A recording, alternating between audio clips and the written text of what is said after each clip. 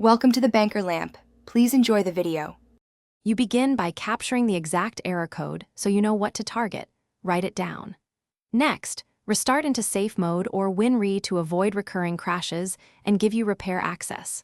Once done, disconnect all USB and external drives to rule out peripherals and make sure you have administrator rights ready.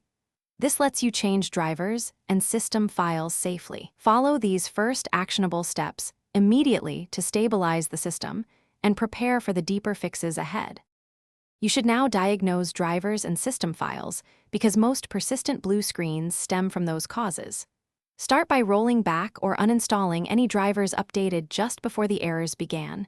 Use Device Manager and reboot. Then run SFC and DISM to repair corrupt files and explain why. SFC fixes protected system files while DISM rebuilds the component store.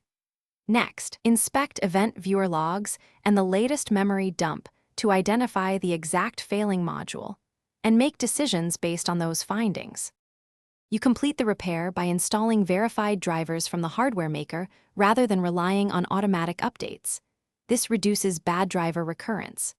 Once done, test hardware integrity. Run memtest86 for RAM and check smart data for your drive because failing hardware mimics software crashes.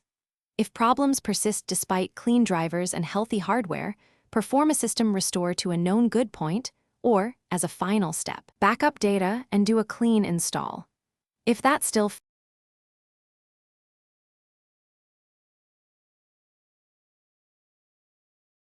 Thanks for watching. If this was helpful, leave a like and consider subscribing. See you next time.